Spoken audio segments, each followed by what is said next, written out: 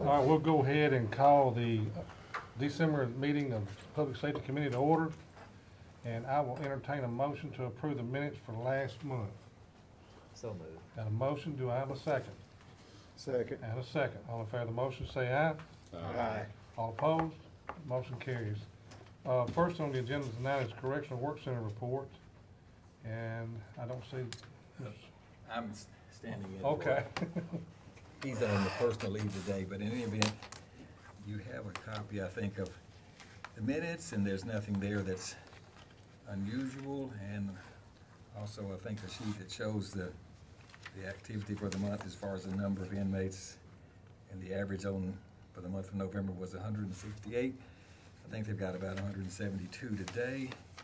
So, and a report in there also includes the number of miles that they did for state litter pickup, generating $2,200 of revenue. So there's really nothing there except routine and ongoing. But we do have one budget amendment after you have any questions on the report. Anybody have any questions on the report? Can I get three? Motion to approve. Got a motion to approve. Is there a second? Second. And a second. All in favor of the motion, say aye. Aye. All opposed? Motion is carried. Take a budget. And we need to move some money from other contracted services, $12,000 into two separate line items, $4,000 for maintenance and repair of building and maintenance repair of equipment, $8,000, so that we can take care of some work that's been done on the chiller. I'll make a motion to approve on that too. That's within his budget and just transferring funds. All right. Got a motion. Is there a second? Second. And a second. Our discussion. Jennifer, how old is that building? It's now? 4 years old. 4 years old. I keep hearing that word. I've heard a lot of recently from other places. Chiller. Yeah. All right. Anybody else? Call roll. Siegel High School. Commissioner P, Yes. Commissioner Jeff Phillips, Aye. Commissioner Tiffany Yes. Phillips, Commissioner Schaefer, Yes. Commissioner Stevens. Yes. Commissioner Young. Yes. Commissioner Farley. Yes. All right. Thank you, Mayor. Thank you. Next is a drug court report, and it's not here, but she contacted me, and she's out of town, and will be back next month. After that, we got Paul's report. Come on up. Good evening, how you doing? Good, you sir. Doing good. Ready? Go right ahead. For the month of November, we had 466 animals that came into the shelter.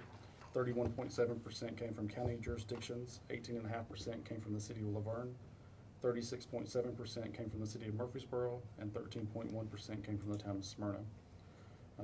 Animals that left the shelter, 149 animals went out through adoption, 290 animals were humanely euthanized, 34 animals were reclaimed, 6 died within the shelter, and 19 had other outcomes, which gave us a total out of 498 animals. Made our adoption reclaim percentage 36.8% for the month, and our euthanasia percentage 58.2%. We had 141 animals that remained in the shelter at the end of November. 1,785 people visited the shelter looking for their new or lost pet, and we had over 2,000 logged calls and voicemails for the month. Calls received were 1,149, and calls completed were 1,170. You can see the breakdown there of the jurisdictions again. For the month of November, we traveled 9,239 miles. You can see on the third page, our year-to-date, we've taken in 3,513 animals. You can see that our adoptions are at 637, which is trending about the same as last year. Made our adoption reclaim percentage 24.7% for the fiscal year to date, and our euthanasia rate at 67.7% for the fiscal year. 9,660 people have came to the shelter since July the 1st, and we've had 11,360 logged calls and voicemails. For the fiscal year, we've had 6,625 calls that were received and 6,668 calls that were completed, and we've traveled 49,669 miles thus far. The last page of the report is the rabies and bite exposure report for the month. We had 32 bites that were reported. Out of those bites, 5 of those animals were sent for rabies testing, which none of those being positive.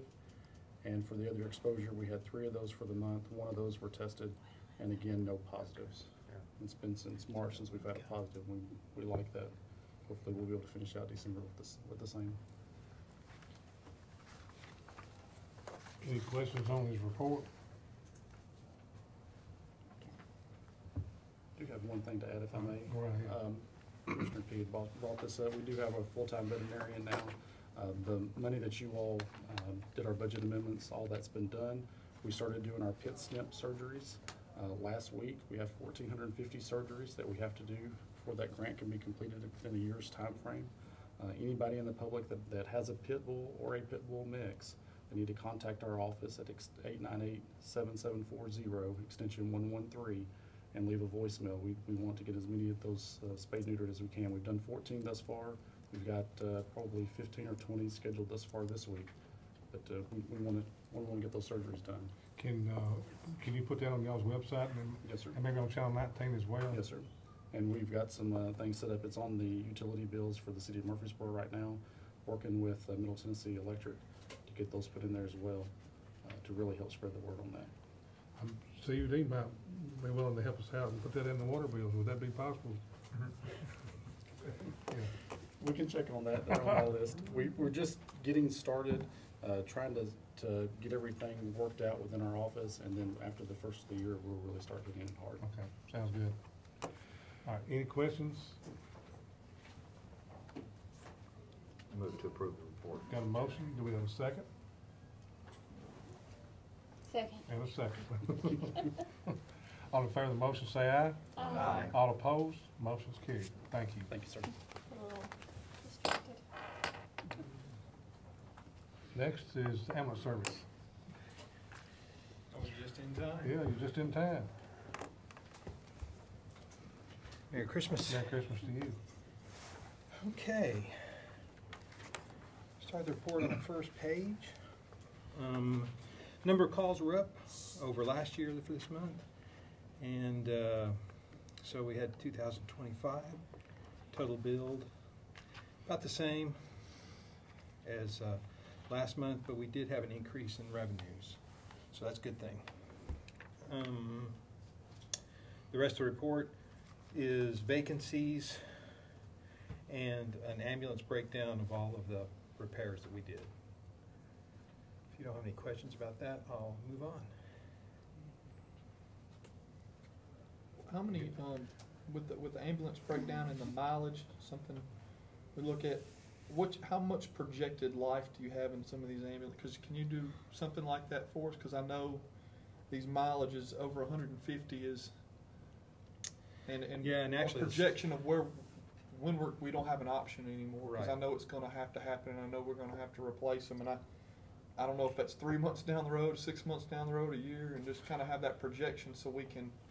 Actually, at 200,000 miles, It's out of service. it's not necessarily out of service, but we have to have an inspection, a mechanical inspection by a certified mechanic every 6 months. Has to be recertified, right? Exactly, every 6 months, where these are only done every year.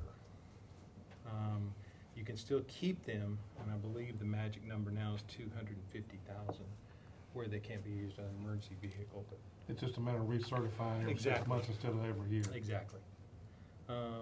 But as you can tell, they're getting a little long in the tooth. We're driving a lot of miles, Yes, you a are. lot of patience, and it's not going down. So, no questions there. Go right ahead. All right, we'll go to the next page. And that's just basically our in-service training and what the bike team is doing, and our REACT team, which is our special events teams, and our public service teams, and of course the SORT team also. One thing I want to add with the in-service training, we actually did for the month of October, November, we actually did competency checks on every paramedic and EMT in the service.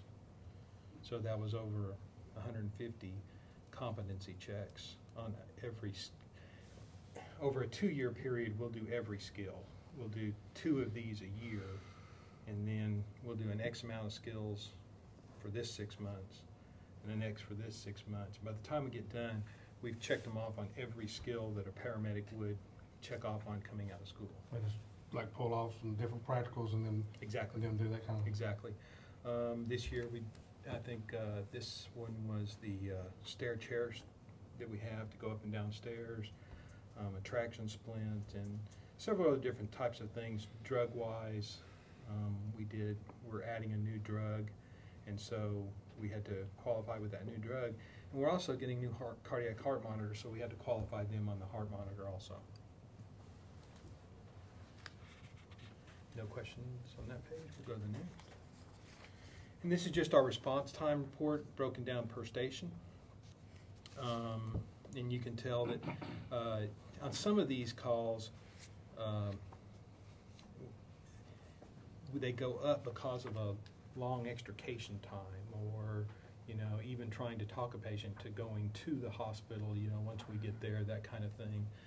Where we know that they need to go to the hospital, but they're kind of refusing, so we'll stay on the scene for a little while. So I'm not really concerned about the on-scene times, and the response times are looking pretty good too. 7.8 is pretty good for our region, definitely. Okay, going to the next page. These are just a breakdown of the commissioner districts. And this is for the month, and then the next page is for the year. Yeah, I didn't win that month. I know. I told him, he beat you, Matt. Yeah, sure I did. got him on the year, though. Got him on the year. Yes, sir.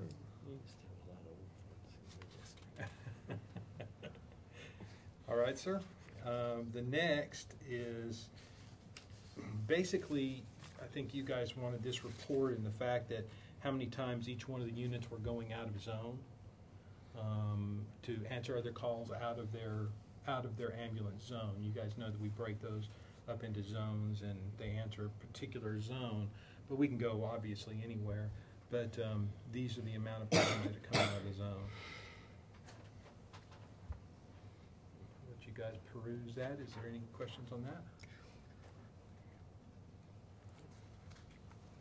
With Manchester Highway, Yes, sir. notice in my area there, which is the MTSU area, Mm-hmm. looks like Manchester's catching almost a half of those. Oh, yeah.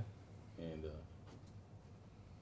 in projections y'all made, where would the next ambulance station y'all would like to have located, where would that be?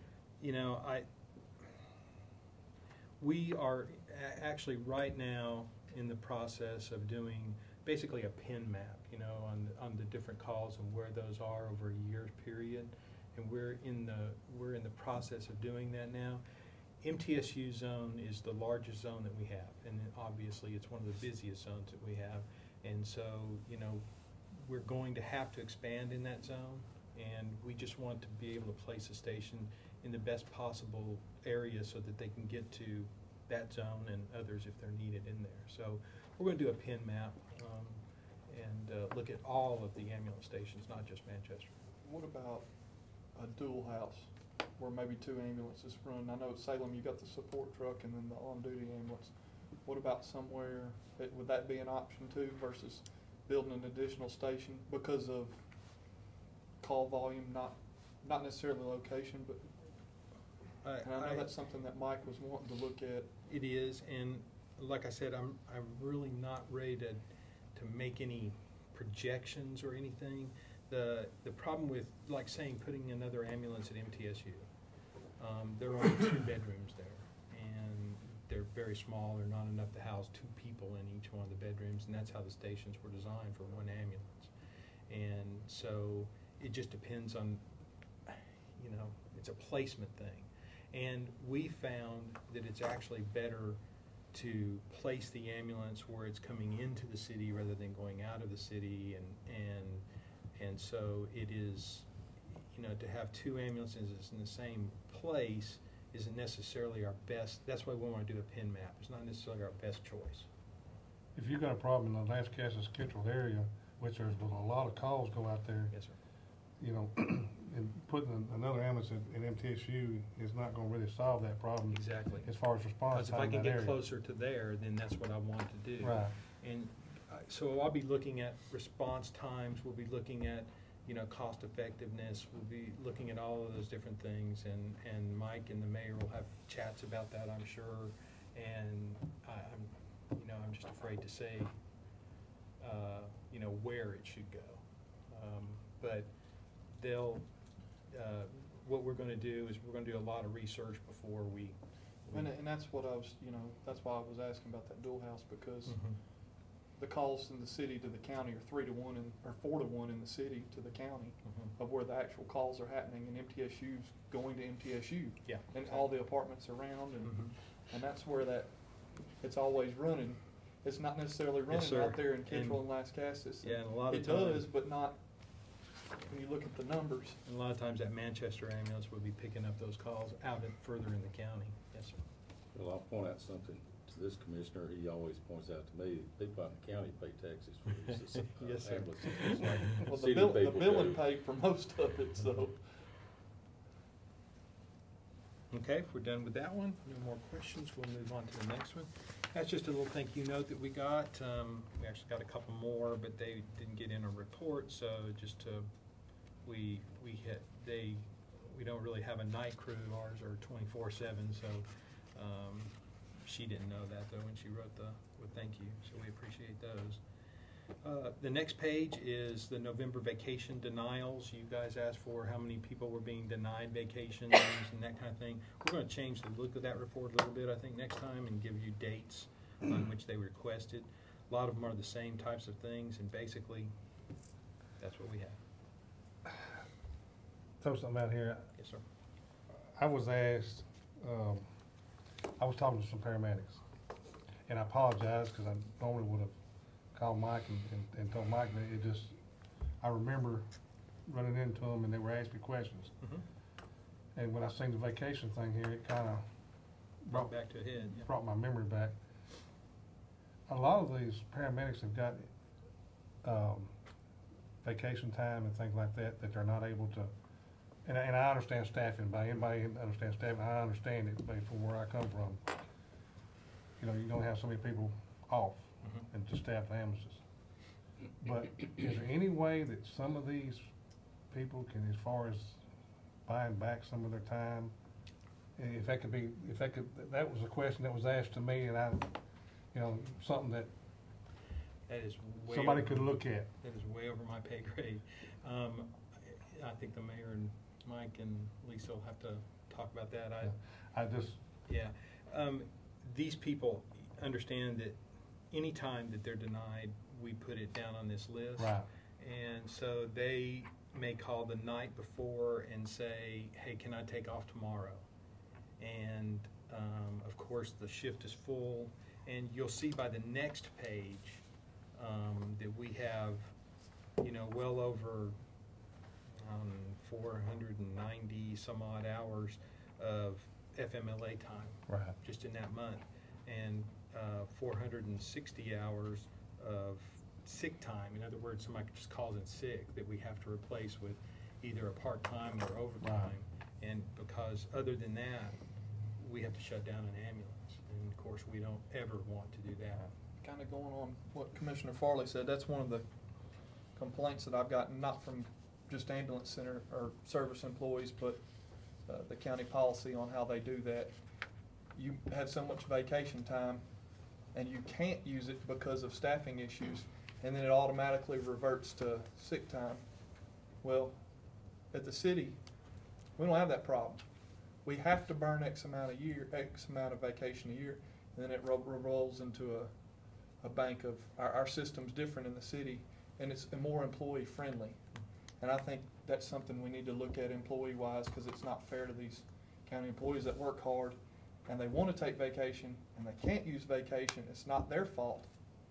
It's a staffing issue, and then we're in turn punishing them because it rolls to sick time instead of keeping it in vacation. You sure about this rolling to sick time? I'm pretty sure that's what that's the You get complaint so- I've got yeah. from. If you get so much, it rolls. You can to carry That's the over complaint I X get amount. from. Everybody has a limit on how much they can have in an annual year, and if they go over that and they don't take it, then it That's- goes. And that's the reason that they, about Yes, sir. buying some I of it back. understand. And that's why, And like I said, it's not just the ambulance service. It's all across the board. That's the one complaint I get from county employees is, and they say, Matt, you're a city employee and it's different for you, and I understand it because it really is different. And Commissioner Farley, he was there and he knows exactly the same concept, and I don't know what we can do to. And I'm try still to- getting my vacation time, and I'm still been retired 2 years. There you go. So, I, again, I think that's something that the mayor and Mike and, you know. All the other- department heads, Yeah, I all the guess. department heads probably need to talk With- about that. With the county, it varies on how long you've been with the county Yes, as sir. to how many hours you can accrue. Yes, sir. The longer, the more hours you Yeah. can More accrue hours you- before it rolls over. And I guess it brings it to light for the ambulance service employees, because they really are denied when they can, is more so than any other department, and y'all are a larger department, so that's why it kind of. I think so, because we can't go without, I mean, you know, they can call in There's for minimum vacation. staffing you've got to That's have. right. There's no option. There's no option here. But the FMLA plays a lot into that It too. does, it's huge, it's huge. Well, calling the night before to ask for vacation the next day is not the best policy to have either. It's not, no, So, sir. you know, You're there's- probably there's not going problems to on get it. both ways. Yes, sir. And I think that's happening, and also is, you know, somebody a week or two ahead of time or a month ahead of time, you know, those situations, they're both scenarios are happening. Exactly, and I agree. So, But I apologize, when I seen it just triggered my memory, and I would have given somebody a heads up, I apologize. Not a problem. For, cause it was in passing by when I got asked, and so, I think that's done with my report. all right, Unless any you have some more questions? questions. Make a motion to approve the report. Got a motion, is there a second? A second. And a second, all in favor, say aye. Aye. All opposed, motion carries. Thank you. Merry Thank Christmas. You too. Let's see here. Juvenile detention report, come on up. How you Good doing? evening, good. Got the month of November in front of you, and it's very routine, nothing unusual. But as always, I will answer any questions that you may have. So, anybody have any questions for Lynn?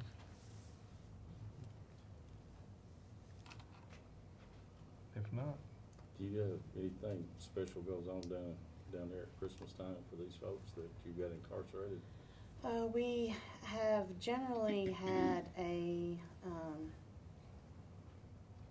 church that would donate pizzas and Coca-Cola.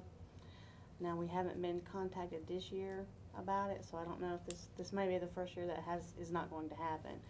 We do contract with the Correctional Work Center for our meals, and they always get a very nice holiday meal from them for Thanksgiving and for Christmas. So even if the pizzas don't come through, they'll still have a traditional holiday meal from the work center. Okay. any more questions? I'll entertain a motion. Motion to approve the report. Got a motion, is there a second? Second. And a second, all in favor, say aye. Aye. All opposed, motion carries. Thank you. Thank you, Merry Christmas. You too. OSHA report. By the way, she did have a budget transfer, so that was Ms. Brent. Good evening. How you doing? Doing well, thank you. On your PDF, my first page is listed as 6A on yours, and that's where I'd like to start. You'll notice that for the month of November, reporting 20 injuries that required medical attention. You see the breakout there. That brings the total for the year to 195. Total recordables were 146, had 69 with restricted days, and lost days, had 21 injuries requiring lost time, 56 all other. Next page, if you look at that, you'll see the graph for this year compared to the last 2 years. Just to kind of help you look at that, and I know it goes up and down. In 2010, at this time, we had 194. Last year, we had 221 at this time, and right now we have 195. So as we talked about this last month, we're pretty much even where we were 2 years ago, and of course, we've got a lot more employees this year than we have last year, this year than the last 2 years. So going to 6B on your PDF, you'll notice that the 20 injuries, total dollars incurred with that were $23,350. The Board of Education had 11 of those injuries, and the dollars incurred for them was $17,550. Of course, you can see the breakout there of those 11 injuries.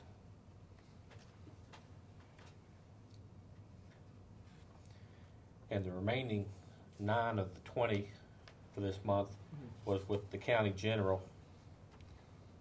And those 9 injuries incurred dollars of $5,800. And of course, there's the breakout for that. And then on your PDF listed as item 6 is a breakdown of the county general's 9 injuries that you have listed there, and you'll see that they're listed with the departments, how many injuries in those departments, and where they were. Where's that, what department? I don't see it. Am I missing something? Under physical location, you'll notice it says sheriff, animal services, or PAWS, county maintenance, and that's under 6. That's what it is. Oh, there you go. Hey, Well, the one of the Thank you. county clerks, is that just not been billed yet? If not, that's the kind of Yes, price we it's want. not been evaluated as far as how much to put for that claim as far as the dollars amount. Right, I'm seeing zeros everywhere. so- Yes. And I don't think it's going to be a very high dollar one. That was it's an evaluation right now to determine whether it's work related or not. And right now it's listed as being work related, and probably within the next week or so it'll be determined, and then will be assigned a dollar figure. That's a total of 5, 3 with the school board for cuts, scrapes, or punctures, and 2 in county general. What's some examples of what happens there?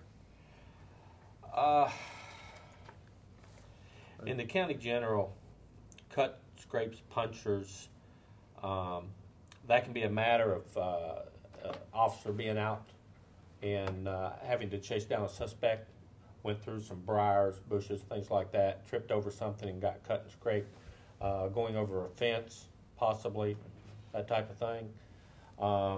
In the Board of Education, that could be a student actually getting physical in some way and possibly reaching up and scratching. Yes, we do have human bites in both areas also that can be considered that also as cuts and scrapes. Also, remind you that kitchen will have people working with utensils in there that might result in something like that. These just pertain to employees, not like in the school board, students. Absolutely. Our position as far as students are concerned, they're a non-entity. We do not take a witness as a student, and students, we don't get involved with them at all at my level. Those are all handled by the Board of Education. So I try and tell them if something happens in a classroom with 30 students and a teacher, and there was nobody else there are no witnesses. Nobody saw a thing. We don't question students. We stay away from students. why? Well, it puts the student in a bad position. Some of them feel very close to the teacher, and then therefore they're afraid to say something or do something to get involved. Some of them may be intimidated by filling out the request and the kind of questions that we ask and things like that. Usually most of the things are pretty much straightforward, though. Usually, but if a witness is a witness. But you'd have to have their parents' permission before you go question the students. Well, and As a witness? I think, yes, I think you're. we've just never gone to the students and asked. And again, the question would be, you got 30 students, to go back and ask the students. We've just never gone in the past and asked for students. I'll pursue that and check into that if you'd I mean, like. I'm just thinking the truth is the truth, no matter who tells it. Well, I understand, but the thing I was looking at is sometimes, some students may feel that something has happened that they're afraid of putting their teacher or somebody in jeopardy or something, so they just, get upset about it, so. What if it's going, what if instead of putting the teacher in jeopardy, what if it's gonna help the teacher and it's a legitimate claim, and that teacher may need somebody to tell the truth about what actually happened. Mhm. Truth is the truth. I don't care who tells it. Okay. That's my opinion. I'll check into it then. I think we need to check with our legal counsel and the school board both and see Yeah. Yeah. what is permissible and proper.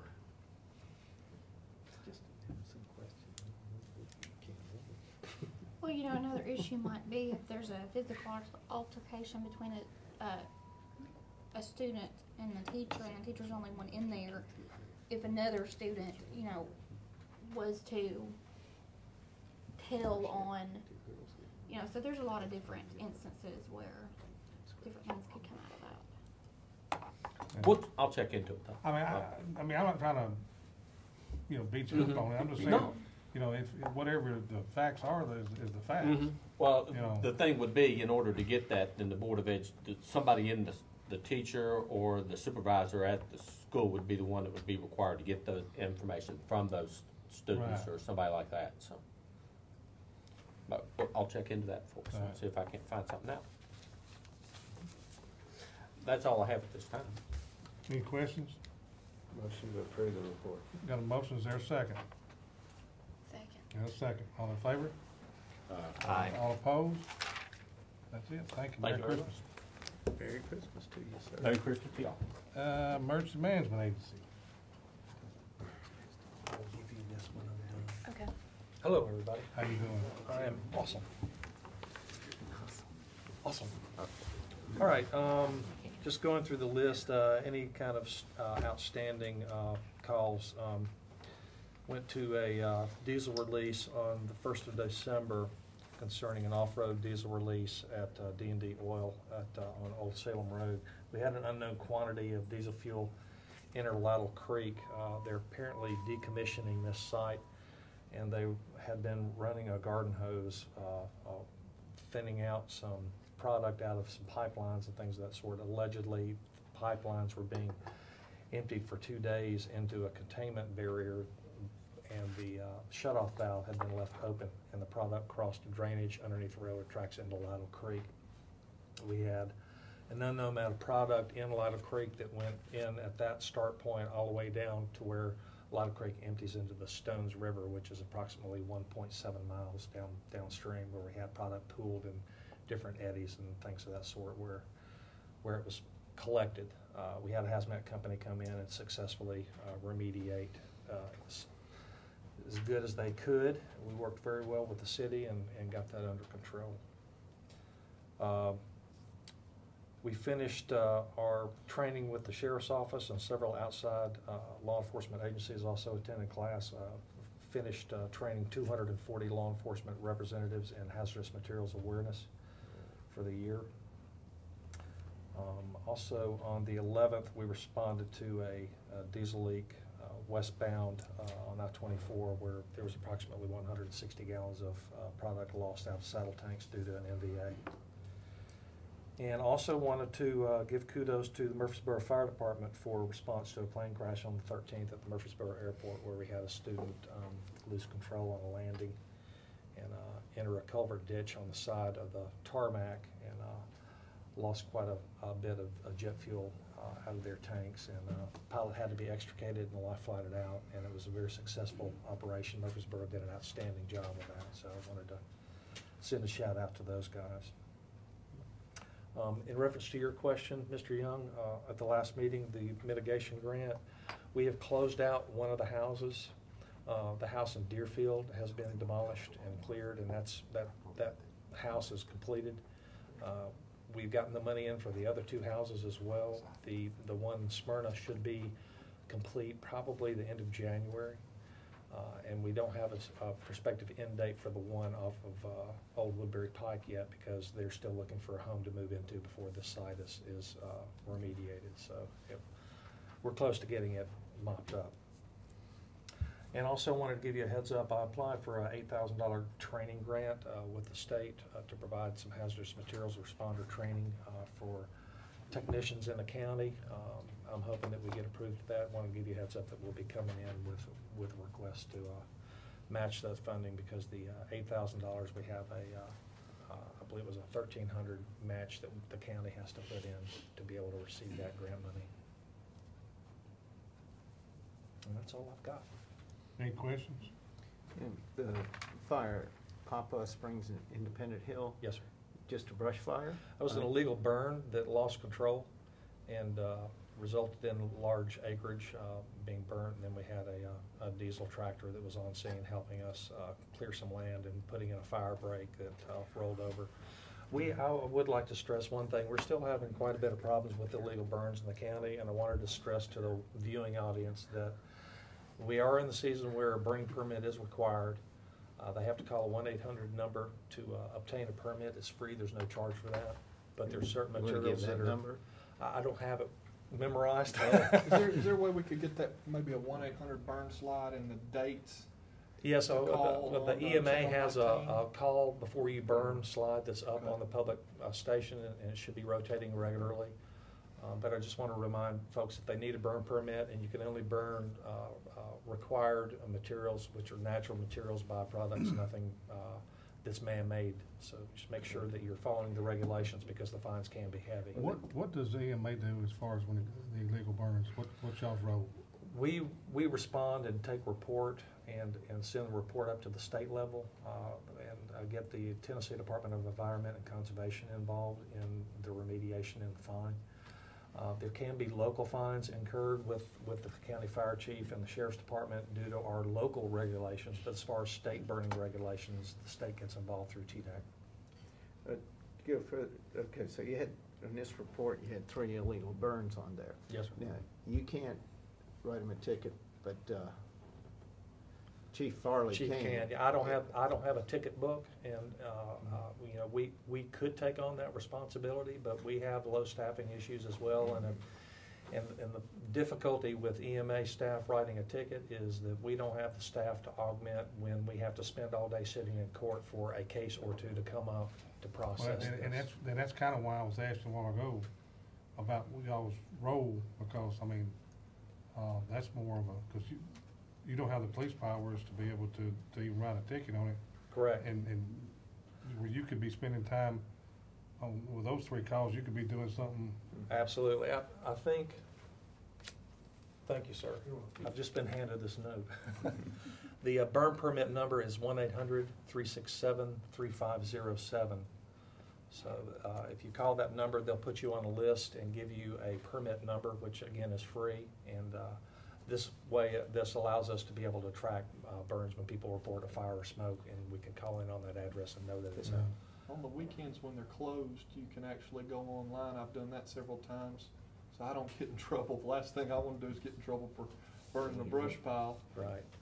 And you get online and you can fill it out and you get a burn permit during the time of the year. But then after they give you the burn permit online, you got to call the sheriff's department and let them know what's going on. I think in a way to perhaps look at this too is I'm sure Mr. Farley has addressed this, is the feasibility of creating a fire marshal position or capability. I don't know if that will fall on the fire chief or not for the county, because that would give the availability for the fire marshal to be able to write citation on the state level, and the county could maintain more funding out of those citations than having to turn it over to the state and let the state. Fire codes are being talked about. Yes, sir. But for the last 3 or 4 months. You understand, or is the illegal burn, is it a misdemeanor? Is it considered? It depends on the type of material and the quantity of material and how long it burns. For instance, just in a generality, if you take a tire and put it in your backyard and light it on fire, that can cost you $500 per tire per day that it burns. So if you have a junkyard in your backyard and there are 40 tires that are burning and they burn for 3 or 4 or 5 or 6 days, which tires can do, you could be fined $500 per tire per day, and that's just the start. It can get extremely expensive. Plus, you're also liable for any damage that may be done if it gets out of control. Yes, sir, and if we had the parameters put into our response category, we could also put in a charging mechanism for sending first responders to these illegal burns, just like we're starting to do with first responders having to go to entrapped victims in high water situations because they drove around a high water barrier and took upon their own accord to go into high water. There's the possibility that these agencies could start charging for these type of situations when they disregard. I believe there's already a state law in place where, just like the deal out there on Independence, I think because there was possible state bulldozer turned over, and there's some monies that was spent and that people can recoup. The Yes, county sir. can recoup, the state can recoup. There's Yes, sir. already, I think, Tennessee code annotated in place to be able to take care of And we themselves. learned that in the floods of 2010 when we were doing multiple response, special operations and multiple response agencies went out and were yanking people out of water when they were barricaded and told not to go through the high water. And they didn't take the advice, and the next thing you know, we're putting responders' lives at risk for going out there and pulling these people out of the water. One thing with the illegal burning is if you don't have a permit and it gets off your property, then you're liable for anything that, if we adjoin property and I burn something, I don't have that permit, and it gets on his property, that's when that, You're liable for yeah, damages, yes. But if I have that permit, and for some reason it jumps out of control, I'm liable, but I can't be fined from the state and so forth because I'm protected because I have that permit. Now I'm liable if his house burns down. My homeowner's insurance would have to, whatever, work it out. But Correct. No, I think Sit- if you've got a permit, you're still. you're still liable can if still it be burns, held liable. but you're Still not, liable. you're Not liable. you're The not state liable as burning far as- loss is the yeah, only exactly. thing. If you're an Right. illegal burn, it helps the guy's house a lot. Depends on whether there's malice or not. Okay. All right. Any other questions? Hearing or seeing none, entertain a motion. Move to approve the report. Got a motion, do we have a second? Second. And a second, all in favor say aye. Aye. All opposed, motion carries. Thank you. Thank you. Have a great holiday. You too. Oh, Merry Christmas. All right, county fire. To expound on what Mr. Hooker said, that Pawpaw Springs fire, the guy started a fire, walked off and left it, went and took a shower. When he come back, he got off in the woods. Well, there's houses all around that intersection. And on the illegal burn, I told the mayor, I've had several calls, people burning tires and plastics and stuff, and parents calling in saying their kids can't go to school because of asthma and they're sick because of breathing the smoke. There is a mechanism in the that was put through the planning commission, ordinance against illegal burning, and me and the mayor has discussed that. But it's against the county ordinance, but we need to have a discussion about what the punishment should be. So that's something we're going to be looking at.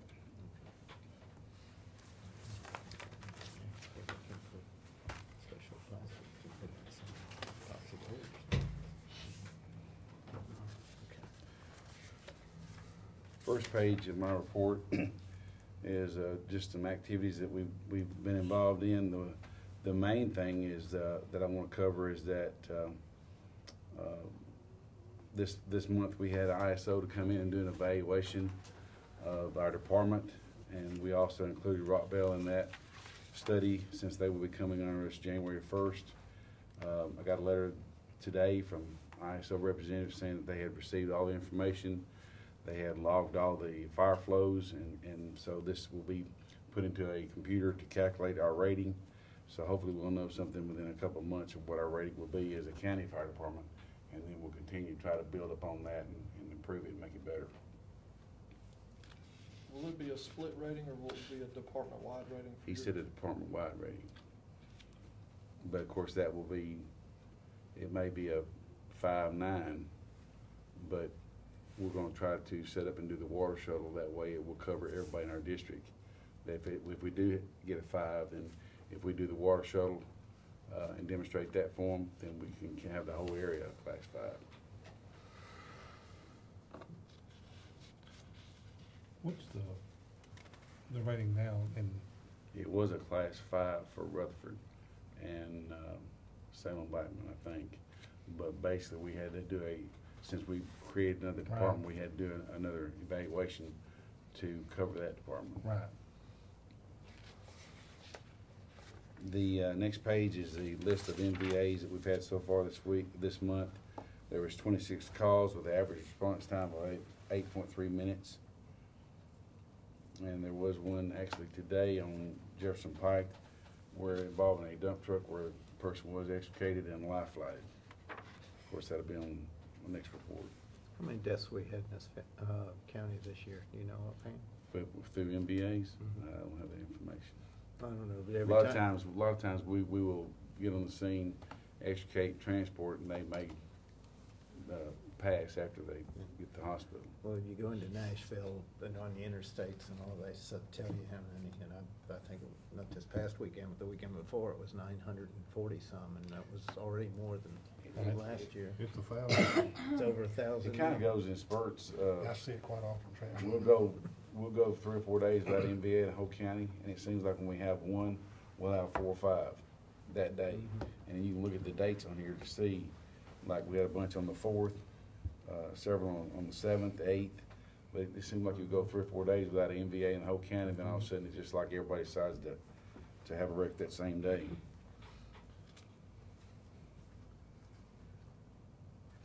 Next page is the totals for training hours, water usage. Departmental totals down at the bottom is incorrect. It's actually countywide responses was 2,581 responses countywide. That's for structure fires, brush fires, vehicle fires, hazmat incidents, MVAs, and of course medical calls and firearms. So our response and our call volume has greatly increased over the last several years.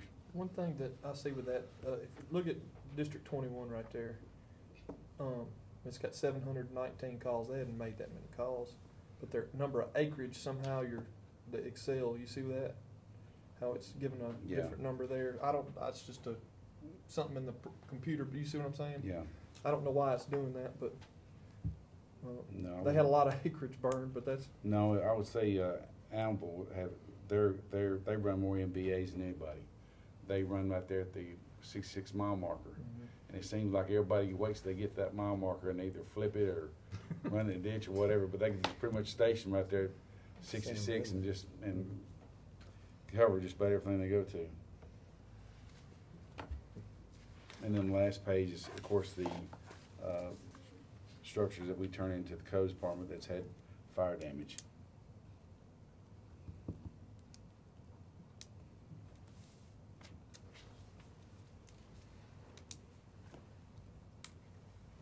How's the station in Foxville, how's that coming? I think they've got it dried in. Matter of fact, I need to run back out there this week to check on it. what was the cost on that Fosterville, or what do we appropriate for that? The building? $346,000. $346,000.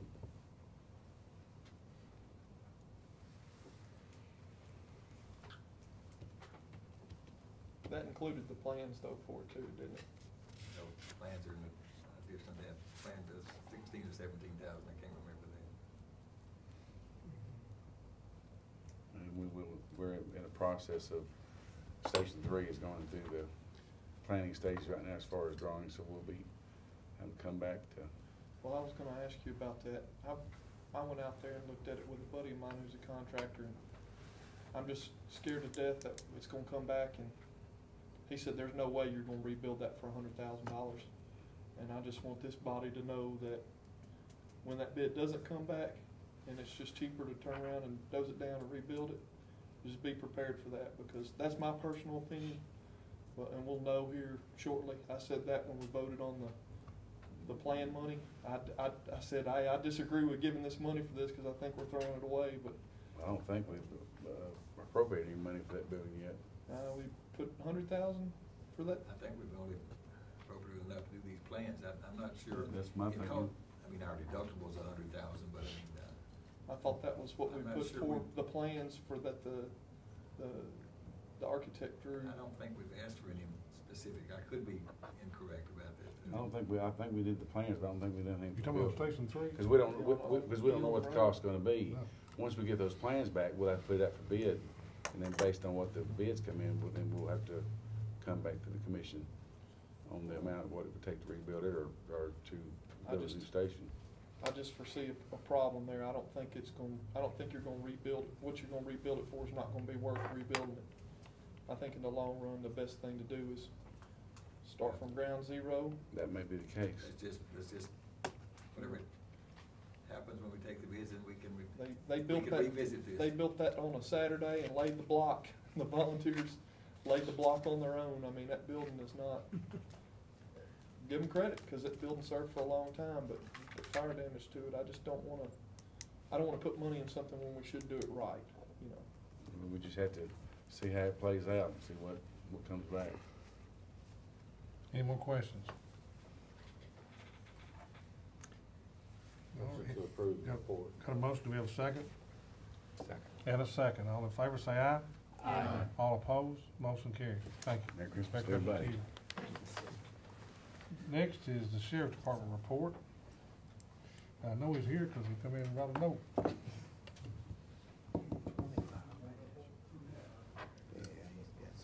hang out in there so they can see the dog and stuff. Y'all hang in the green room? We're hanging in the green room.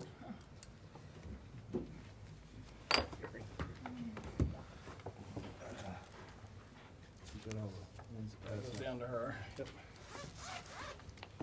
Everybody got the Christmas shopping done? Nope. Because we all left. Ain't in town long enough to go shopping. I did some yesterday myself. We're not doing Christmas. All right, what do you want to do first? Do our amendments. All right. Got a building improvement, we wanna move $40,000 out of building improvements. We also wanna move $20,000 out of other contracted services, into our building maintenance. Everyone knows we out of money on building maintenance with the hot water heaters. When they went out, that drained us, literally, for our building maintenance money for the year. So we looked within our budget to see what we could find, cause we've got a leak in the roof, that's gotta be fixed pretty quick. So we found this much money within our own budget to try to put in, building maintenance. We also had, I believe it's $5,546.65, over on what we thought it was gonna take to replace the hot water heaters. That's valves. Whenever they were replacing the hot water heaters, valves, different things like that, that they didn't think at the time were gonna break, seals, stuff like that. So they had to do that while they were in there, other than that. So we've got all these different maintenance issues going on, so. The $60,000 is to roof repair? Well, no, roof repair would be about $5,000. The rest is just to put in there for other general maintenance. We don't have any money left in our building maintenance, so we still got toilets, that may need to be fixed. We've got other issues going on within that building. So that's where we're just wanting to put some money in there. Motion to approve the Yep. transfer. Motion's there, second. Second. And a second, our discussion. Good job. Hearing none, call roll. Commissioner P? Yes. Commissioner Jeff Phillips? Aye. Commissioner Tiffany Phillips? Yes. Commissioner Schaefer? Yes. Commissioner Stevens? Yes. Commissioner Young? Yes. Commissioner Farley? Yes.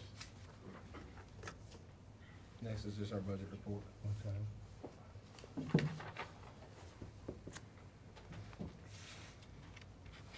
Is there anything on here that we might need to flag or that? Not that I really know. Not that I think of. Okay. There's no real surprises on here The tonight. jail's 335, right? Yep. Yeah, we're trying Just to prepare us again for next month. Trying to fix it, yeah, yeah.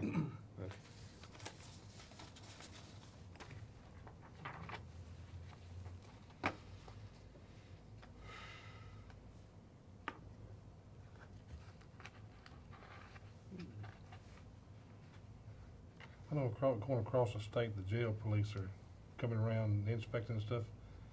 And the other jails across the state, I'd get, as a matter of fact, Representative Sparks brought something the other night. How, is that, as far as overcrowding or anything like that? There is a big problem going across the state. In the previous years, the state's never really had no more than 3 jails decertified in the entire state. This year alone, I think as of when I was at Sheriff's Association, 28 jails this year alone have been decertified. It's kind of part of Governor Haslam moving TCI up under Commerce and Insurance, Right. which is, they're very cut and dry lawyers, no offense. But whenever they get up there, everything's very cut and dry. It's either yes or no. There's no, where we formed an action plan whenever the kitchen was under construction stuff, you can't do that anymore. there's been other counties You that. can't do a plan of corrective action. Nope. Either you are certified or you're not. If you have issues, either you fix them or you're not certified. One thing that we've talked about with the Sheriff's Association, I'm gonna be helping the Sheriff's Association with it. I've already talked to our delegation, and hopefully on the 3rd, I believe the state delegation's gonna be here, and I'll be here too.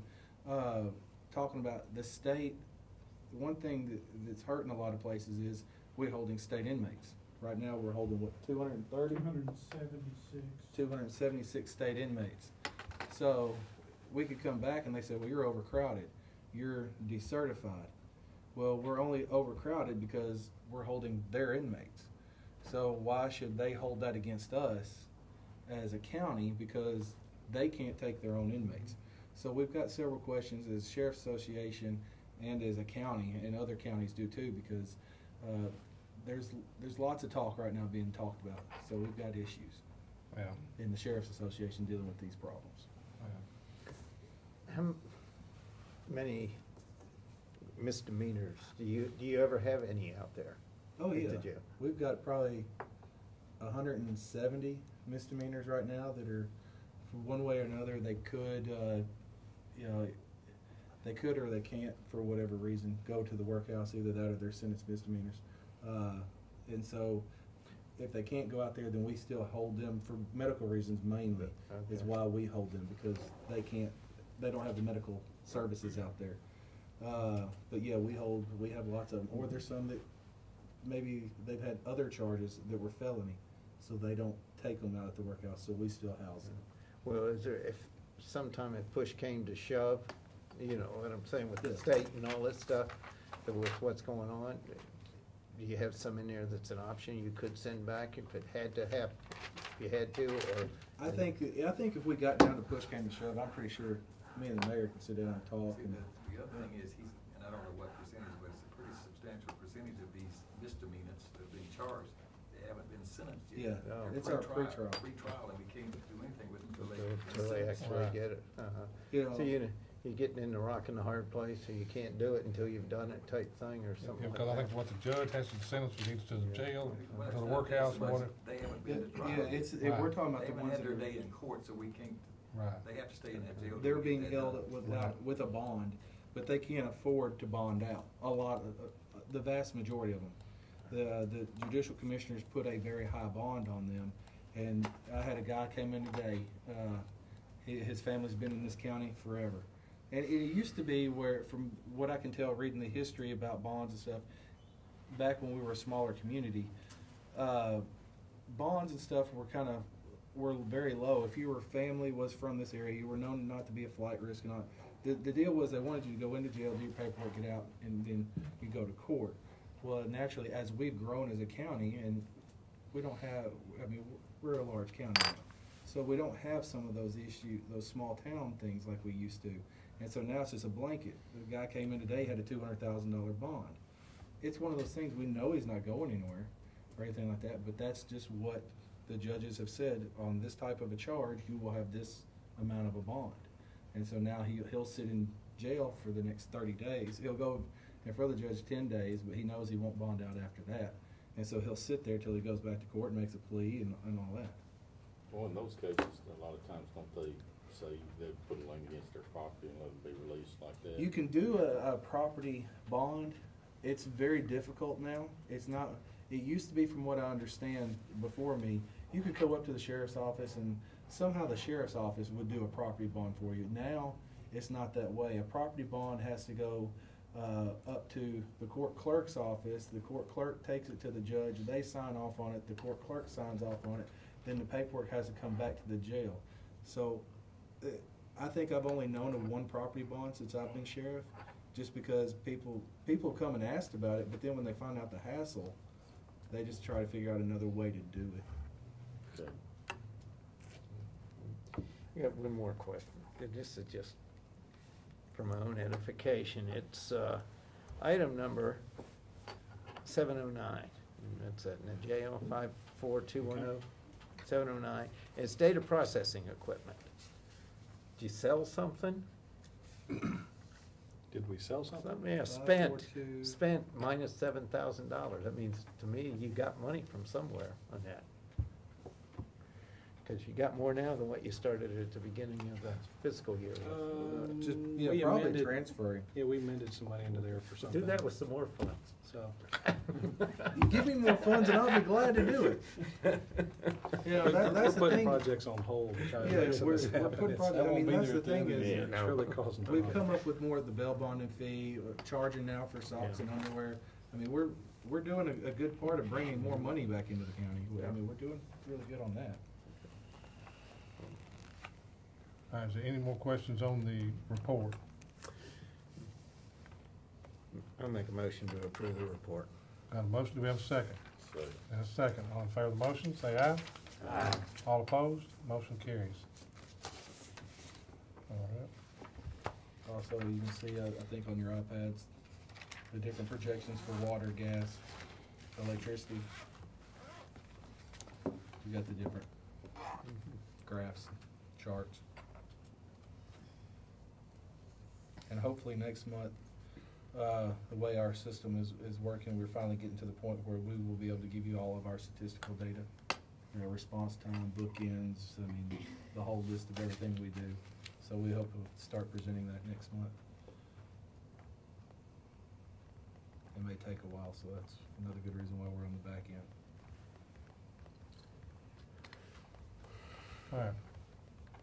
Any questions on the other stuff that's presented? Anything else? Not unless you got anything. Mr. Chairman? Yes, sir. I've got a request when I mentioned to you. Right.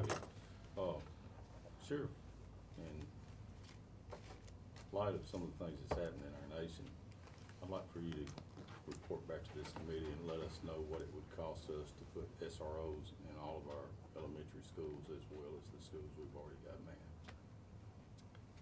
I can do that. Actually, that's why I brought Barry here, if you, Barry come up.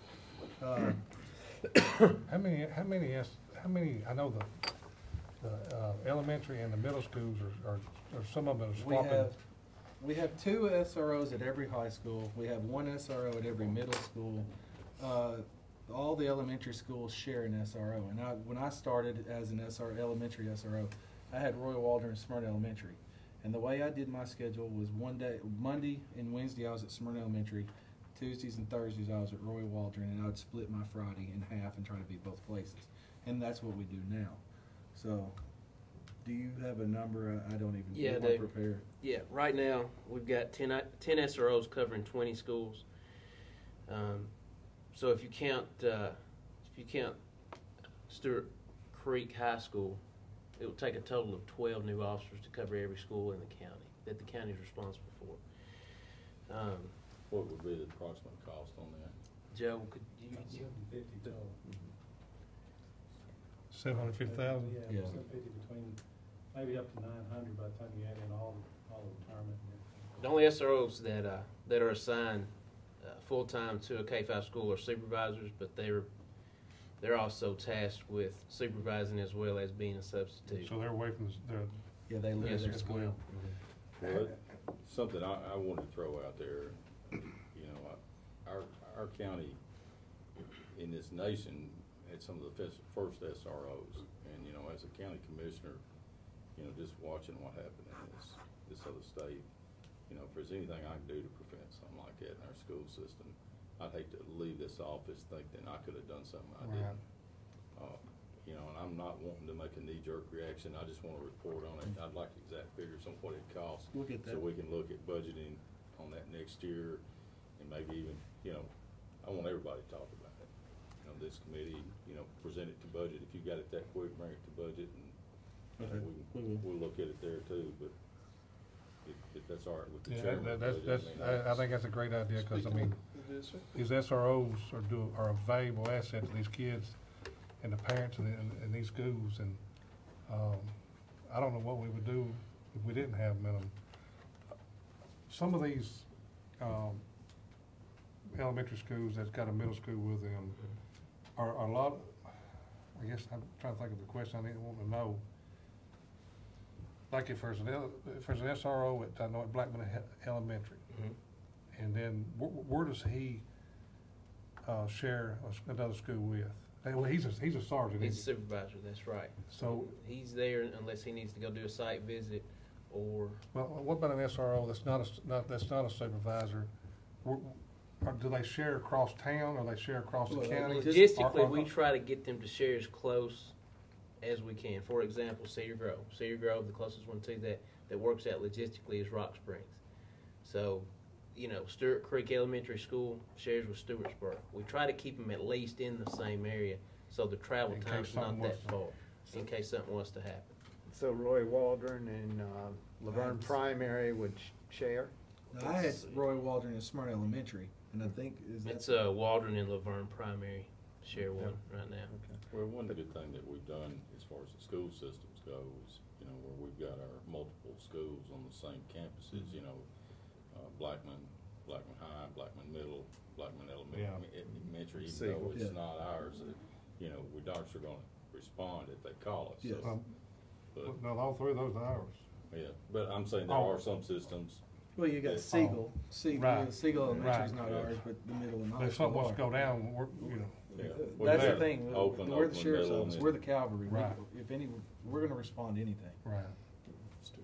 One thing I have, you know, kind of elaborating on what Commissioner P talked about and what really needs to happen is, I don't know if Health and Ed and the school board, I know they've got a plan for that type of incident, but y'all getting within, and I know y'all are gonna do it, get with the school board, and I know you talk about a lot of proactive law enforcement versus reactive, and that's what I wanna be, and especially in something like that, and something that the school board's probably gonna say is guidance counselors. You know, not just SROs, but the guidance counselors, and getting these children in to talk if they've got issues beforehand. And I know the SROs are somewhat the guidance counselors in the school nowadays, to some of the kids, and they do a really good job of that. But adding more SROs is just one portion of the pie to make schools are safe. It's a collaborative team effort, and we need to make sure that it's not just SROs, that we do everything from every angle to make sure that kids are safe. And I want more SROs if we can do that, if that's what we can do, if that's what we need to do. But I want to make sure we're looking at it from the big picture. I was taught that. Well, I know without going into details on camera here, I know that they train for this type of situation. We do lots of training. Yeah, and First multi-agency training we had was around 1998. I was at Stewartsboro, and the year before that we had a gas leak out in front and had to evacuate the school, and after that we decided we should start doing something. So in 1998, around that time, it was the first time that we actually had a multi-agency drill. Smyrna came in, EMS came in, and we evacuated the school, just had a mock run through. Since then, with Columbine and with everything else that's happened across the nation, with the help of Harry Gill and now Don Odom, they've been both feet in it with us, having drills, and I understand with testing and state mandates and stuff like that, it's really hard on them. But they do give us a week, and you know, we don't tell anybody when it's coming or anything like that, and we do those drills and prepare for that. And we've caught, you know, there's been some issues in the past with people going, well, why are we doing this, and all this other kind of stuff, as well as, and Commissioner P, I'm so glad you brought it up, as well as me being on the defensive a little bit, feeling like I have to justify elementary school SROs.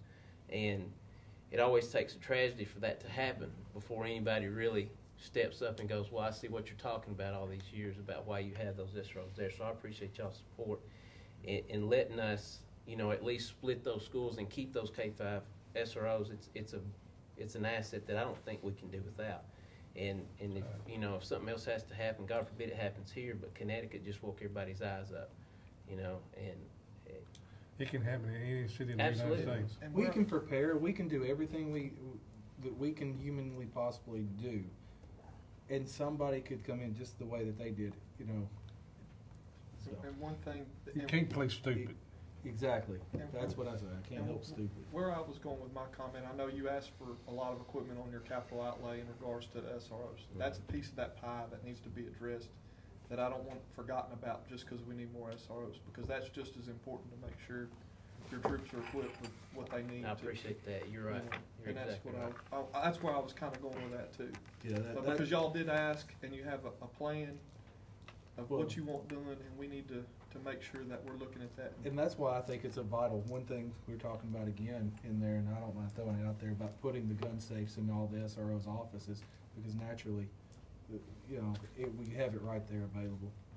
I don't want to go too many details on some other issues, Yeah, but, yeah, we don't. you know, we do Yeah. need them. We have, both, unannounced and practice lockdowns at all the different levels of schools too, Tom. And we, you know, we let the parents know as best we can. We don't want to make anybody nervous or anything like that, but at the same time, we want to let the parents know that there's a reason for this, and you will fall back to training. If we don't have training or any kind of drills, nobody's going to know what to do. It's just like a fire drill or tornado drill. I mean, we've all got that beat into our heads when we were in school. We go out there and get in the hallway and get down, just like we've been taught. If you teach the kids and the faculty what to do and have those drills, at least we'll have some kind of game plan in place. You can't predict anything that's going to happen, but at least we'll have something in writing, and they'll know what to do. We're going to get criticized whatever we do. The worst thing we can do is do nothing. Right. Practice always, it doesn't make you perfect, but it sure helps. You're right. We appreciate what the SROs No, do. thank y'all. I appreciate I y'all's tell you what, you support. try to take an SRO out of a school and see what happens. It'll be a fight, I bet. Yes, it is a fight. It is a fight. But some of us are old enough to know before anything like this ever happened. Well, you know, we and didn't going have back, to worry about and it, I've always you been know. an advocate of these SROs, and especially in elementary schools too. You take an SRO that bonds with a 5-year-old and a 6-year-old and a 7-year-old, 99% of the time, when that child gets to be an adult age, you're not gonna have problems. The parents are not gonna have problems. We're not gonna have to, possibly not have to incarcerate those people.